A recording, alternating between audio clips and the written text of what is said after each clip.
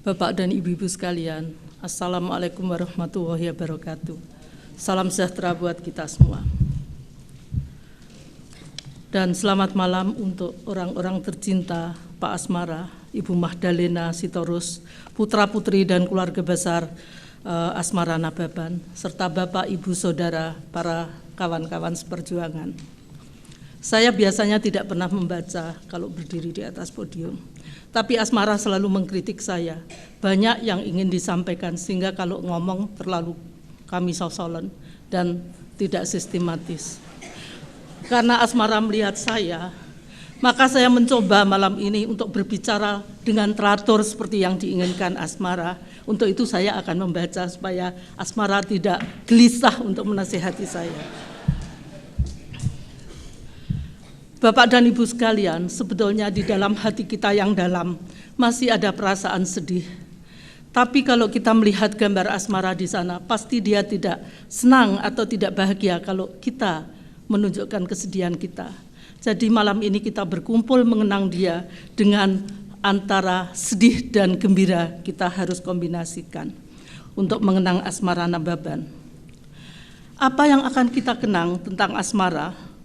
Selain sepatu sandal dan tasnya, tidak ada yang lain seperti ini.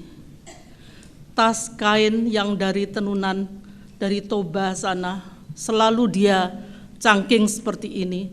Dan saya lama bekerja dia di Infit saat dia sekretaris dan saya ketua. Selalu saya buang dari meja dia, tapi besok dia pasti punya lagi. Inilah gambar Asmara hari-hari. Saya senang yang ditampilkan seperti ini karena ini gambar Asmara sehari-hari. Dan Asmara untuk menunjukkan bahwa orang itu tidak dari penampilannya, tapi bagaimana isi pembicaraan, itu sering sekali disampaikan pada saya. Kadang-kadang saya akan malu mendengarkan kata-kata Asmara. Kalau setiap tahun kita mendapatkan kesempatan lobby di World Bank, di Bank of Japan, Asmara, benar kamu pakai seperti itu. Kamu enggak enak ya? Apa kamu tidak melihat kualitas pembicaraan saya?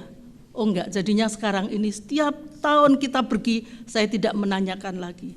Dan mestinya kita itu bercermin dari kesederhanaan ini. Karena kesederhanaan seperti yang ditampilkan oleh Asmara menjadikan kita tidak akan pernah ingin memiliki lebih dan melakukan satu korupsi.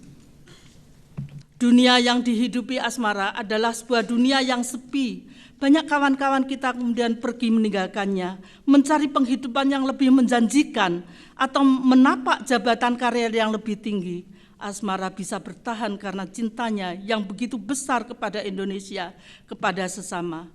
Ingatkah kita 100 hari lalu, di malam pada hari meninggalnya Asmara, seorang keluarga membisikkan, Asmara sangat menyukai lagu Indonesia Raya. Lalu kita semua berdiri menyanyikannya. Malam itu kita melepas Asmara, tidak dengan tangis, tetapi dengan janji untuk menghidupkan Indonesia Raya kita. Kita mengatakan, bangunlah jiwanya, bangunlah badannya untuk Indonesia Raya. Malam ini saya ingin mengajak semua yang ada dalam ruangan ini untuk meneguhkan diri, menempati ruang-ruang perjuangan tanpa henti untuk sebuah kehidupan yang berkeadilan dan penuh keberadaban dan keadilan di Indonesia. Dan pada akhirnya untuk sesama umat manusia tentu saja. Sekian, salam berjuang untuk adik-adik yang muda-muda dan yang tua juga harus tetap berjuang. Terima kasih. Wassalamualaikum warahmatullahi wabarakatuh.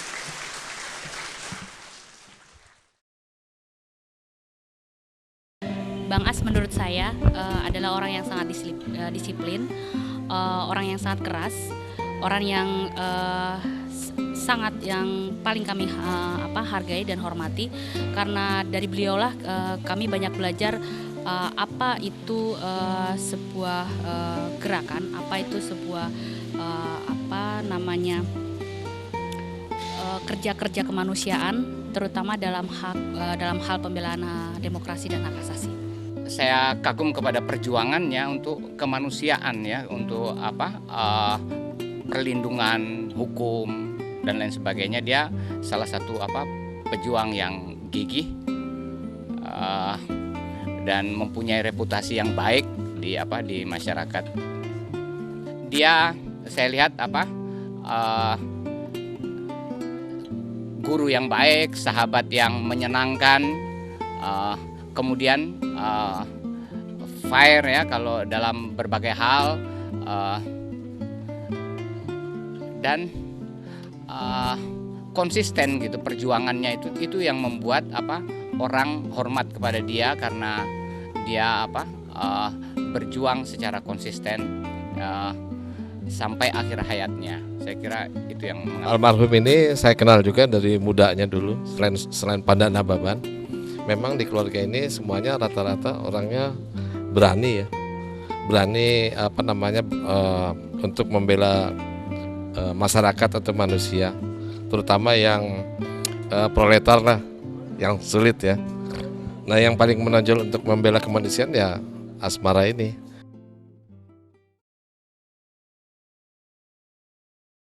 Sapi hanya mengenyam pendidikan SD Inpres dan terpaksa keluar ketika masih di kelas 2 lantaran bapak ibunya mati diseruduk sapi gila.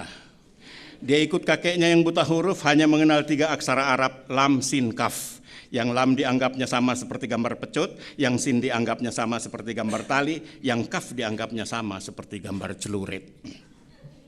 Orang-orang tahu si Dul Sapi tukang nyolong sapi, tapi belum pernah terbukti tertangkap basah. Malam-malam pemilik sapi ngumpet di belakang pohon, mengintip si Dul Sapi, mengikat sapinya, menariknya dan membawanya pergi. Berseru girang sang pemilik sapi, "Lah konangan kon iki sing biasane nyolong sapi-sapiku." Si Dul Sapi mengelak, "Sopo sing nyolong?" Kata si pemilik sapi, "Loh, ya apa sih? Iku sapiku wis kok taleni ngono arepe mungkir." Jawab si Dul Sapi, "Loh iki taliku dhewe, Pak. Sapine sing goblok melok katut."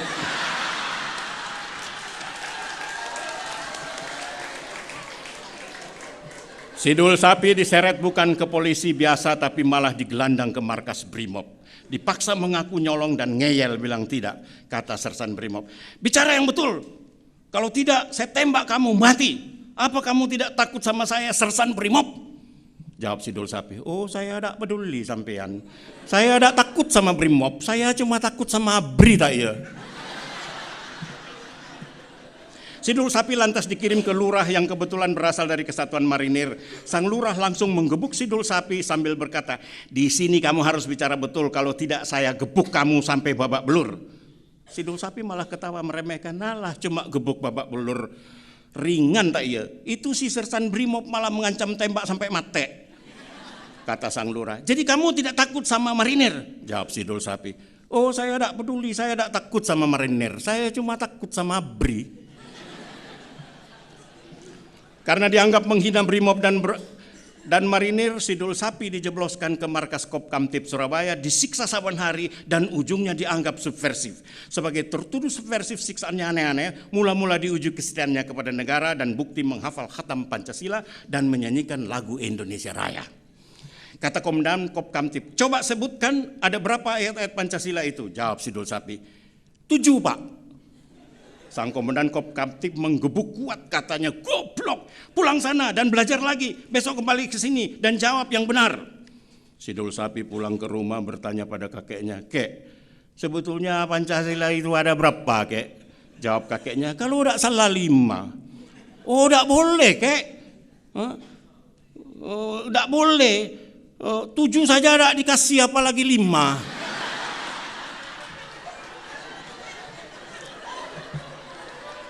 Besoknya si Dul Sapi menjawab sebelum ditanya, "Pak, kalau tidak salah Pancasila itu 9. Sang Komandan Kop Kamtib meniju, menggebuk si Dul Sapi terhuyung, terjerembab. Kata sang Komandan Kop Kamtib, "Sudah jelas terbukti kamu benar-benar subversif." Dengan susah Dul Sapi menatap, "Oh ala nasib, rek cuma nyolong sapi sitok jadi tersangka subversif." Tapi kemudian kata sang Komandan Kop Kamtib, "Nah, kalau kamu betul-betul Pancasilais tidak subversif, coba buktikan menyanyi lagu kebangsaan Indonesia Raya." Jawab si Dul Sapi, "Bu, kalau itu sepele, Pak. Soal nyanyi-nyanyi saya juara di Sumenep." Setel yakin, Dul Sapi berdiri menyanyi, tapi ternyata larik pertama lagu kebangsaan ini sama sekali tidak bernada kecuali datar di do. Indonesia tanah airku, tanah tumpah darahku. Sang komandan Kop Kamtip berteriak, "Hei, stop! Kenapa nada-nadanya tidak ada naik turunnya?" Jawab si Dul Sapi lugu, "Memang belum ada kenaikan, Pak. Keadaannya masih stabil dan terkendali." Sang komandan Kop Kamtip gerang meninju menggebuk sehingga Dul Sapi terpental terpelanting. Katanya, supaya nyanyi Indonesia Raya baik benar, kamu harus belajar dulu dasar-dasar naik turun nada. Nah, coba kamu ikuti saya ya Dul Sapi. Do, re, mi, fa, sol, la, si, do. Coba kamu sendiri sekarang. Dan Dul Sapi mengikutinya. Do, re, mi, fa, sol, la, si, do, tak iya. Sang komandan Kop Kamtip menghardik, "Goblok, itu masih salah.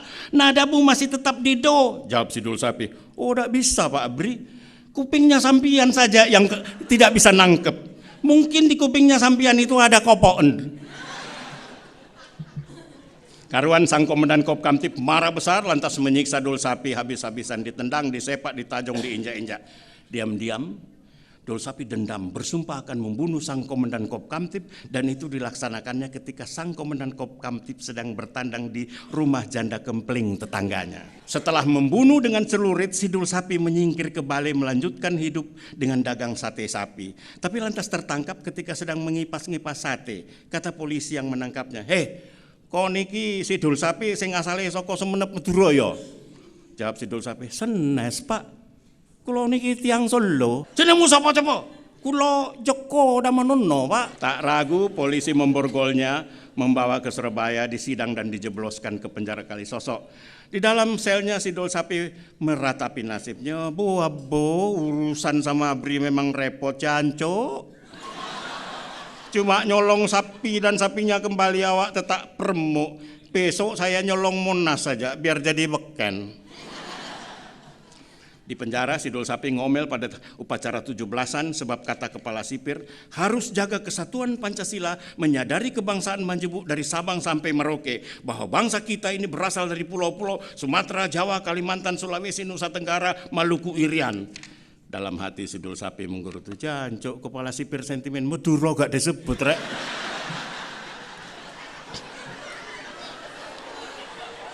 Maka ketika kepala sipir menyanyi bareng dengan napi dari barat sampai ke timur berjajar pulau-pulau, Dul Sapi menambah ujung larik dengan Madura juga. Dari barat sampai ke timur berjajar pulau-pulau Madura juga. Sambung menyambung menjadi satu, itulah Indonesia Madura juga. Para napi mengelukan si Dul Sapi sebagai cempiang pahlawan sebab dia hanya maling kecil, sementara pejabat-pejabat eksekutif dan legislatif adalah maling-maling besar. Sekian.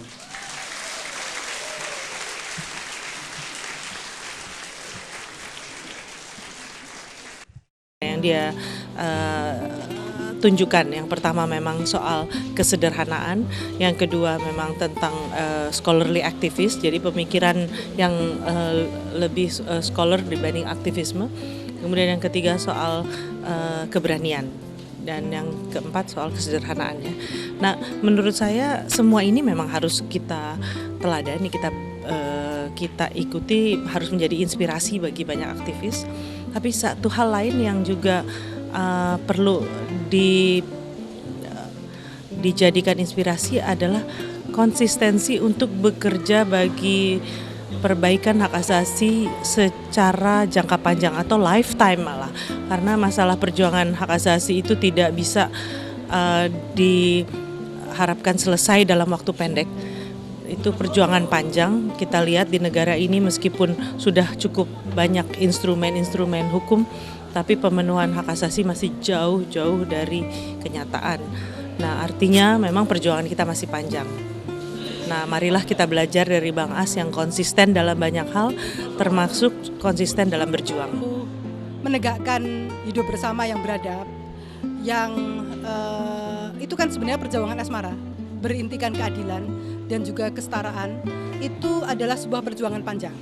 Nah, oleh karena itu membutuhkan komitmen kita terus-menerus, di mana generasi muda harusnya juga ikut menghentikan asmara untuk hidup dalam perjuangan itu dan menghidupi perjuangan itu. bertanya sesuatu tentang pekerjaan, dia nggak marah, tapi orang seperti dibuat, oh ya bang, sorry belum selesai, kan nanti saya selesai. Tapi ya gimana ya, orang dipacu untuk bekerja, bergerak gitu, persistensi dia itu, kesetiaan dia itu dalam, jadi bukan dia sadar bahwa yang kita perjuangkan itu susah, nggak gampang, tapi dia nggak pernah berhenti untuk mencoba gitu. Dia tahu nih, hari ini kalau kita ketemu dengan Kapolri atau dengan petinggi manapun, dengan presiden, dia tahu seminggu, sebulan, setahun mungkin nggak akan selesai itu masalah. Tapi dia coba terus, ayo kita ketemu lagi, ayo kita ketemu lagi. Nggak ada masalah. Gitu. Menurut saya dia orang yang nggak pernah berhenti untuk berikhtiar di dalam memperjuangkan apa yang kita katakan. Dia menyatukan apa yang ada dalam kata-kata kita sebagai para aktivis hak asasi manusia dengan tindakan. Menurut saya totalitas ide, kata-kata, dan tindakan itu yang mencerminkan sosok Bang As bukan saja bersahaja, tetapi juga menjadi teladan bagi begitu banyak aktivis muda, termasuk saya.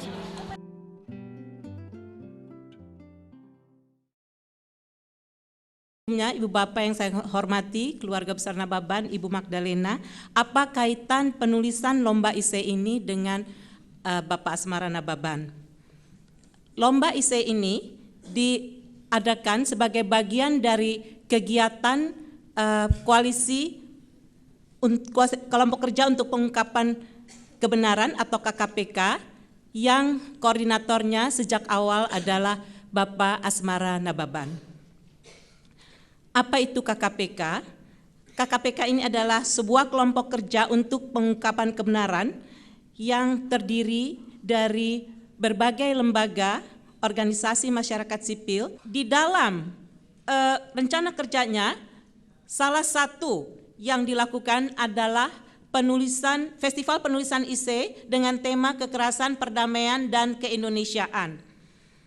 Hal ini kami maksudkan dalam kaitannya dengan kampanye masif melawan lupa, agar kita, terutama generasi muda, tidak lupa akan apa yang masih menjadi istilah Pak Asmara tadi beban hutang kita kepada generasi yang akan datang, yaitu pengungkapan kebenaran atas pelanggaran-pelanggaran hak asasi manusia berat di masa lalu. Yang menjadi sasaran kami di dalam festival penulisan ISE ini memang adalah generasi muda. Kenapa kami pilih generasi muda? Karena mereka adalah masa depan bangsa ini. Kami sangat berharap bahwa mereka lah yang akan meneruskan perjuangan kita-kita agar apa yang belum kita capai pada saat ini bisa diteruskan oleh generasi muda ini.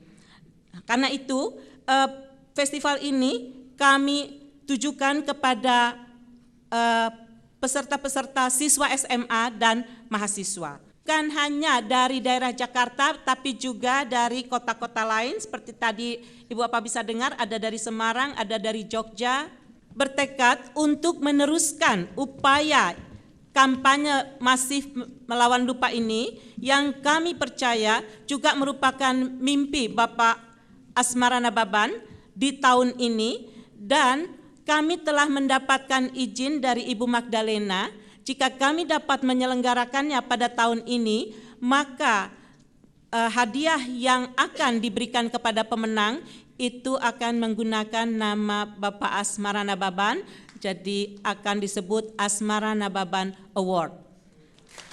Kami mohon doanya, dukungan dari semua agar apa yang kami rencanakan itu bisa dilaksanakan, bukan hanya tahun ini, mudah-mudahan secara berkelanjutan, karena kami sangat ingin agar generasi muda kita juga belajar untuk menjadi bagian dari penegakan hak asasi manusia, ambil bagian di dalam upaya-upaya yang selama ini sudah dilakukan oleh Bapak Asmara Nababan beserta sahabat-sahabatnya. Demikian Ibu Bapak, terima kasih atas perhatiannya. Selamat malam.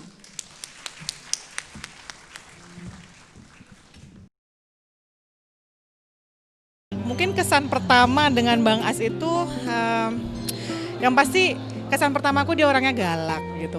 Ingat banget waktu pertama kali di interview untuk Komnas HAM itu Tapi memang yang paling berkesan selama ini ya kesederhanaan dia ya. Dia yang pertama kali ngajarin gitu soal bahwa if you want to work in the human rights, for human rights, you don't expect money from it gitu, but it's just apa yang kamu berikan, diri kamu sendiri yang kamu berikan itu pertama yang dia ajarkan. Dan ya syukurlah sampai sekarang itu masih membekas gitu dan masih bisa jadi semangat gitu ketika melakukan pekerjaan-pekerjaan setelah walaupun sudah tidak di Komnas lagi begitu kan. Dan yang lain tuh ya kebaikan hati dia lah gitu, dia perhatiannya sama orang itu bukan cuma sekedar misalnya anak buahnya, tapi juga dia seperti anaknya sendiri, seperti sahabatnya dia bisa bercanda tapi dia bisa serius gitu dan bisa teliti juga gitu. Jadi itu pokoknya jadi seperti seseorang yang sempurna gitu untuk bisa jadi patokan ke depannya tuh mau jadi seperti apa. Ya mungkin berperan seperti fasilitator, memfasilitasi orang-orang muda atau yang lebih muda tentunya dari dia untuk untuk menjadi dirinya, termasuk saya. Itulah saya kira yang dia lakukan. Dan kalau dia menyebutnya sebagai poci itu sebenarnya semangatnya adalah semangat memberi, tapi bayangkan itu poci itu air dan kemudian mengalir untuk dibagikan gitu kan. Tapi dia bukan air yang kemudian dibagikan begitu saja. Tentu dia udah olah. Nah, dia ingin memfasilitasi orang-orang seperti itu. Itu yang saya lihat. Pelajari dari Bang As itu soal konsistensi beliau. Misalnya berkaitan dengan pandangan beliau mengenai mengapa kita terus harus waspada soal dan tidak boleh lengah meskipun katanya reformasi tahun 98 itu sudah terjadi. Satu yang saya selalu ingat, beliau selalu bilang, kita jangan cepat gembira dulu dengan kemenangan karena kita mesti waspada apa yang kita lawan dulu, seperti contohnya tentara misalnya, dia masih terus berkuasa sekarang. Apa yang kita lawan dulu dengan satu tekad supaya tidak ada lagi Soeharto masih banyak sekarang di mana-mana. Dan itu yang membuat saya merasa memang kita harus tidak pernah patah, dan selain waspada kita juga harus konsisten bahwa tidak mudah menyerah dan tidak mudah juga puas dengan kemenangan kecil. Bang As itu sebenarnya orangnya garang, tapi sejauh saya ingat saya hanya melihat sekali dia marah.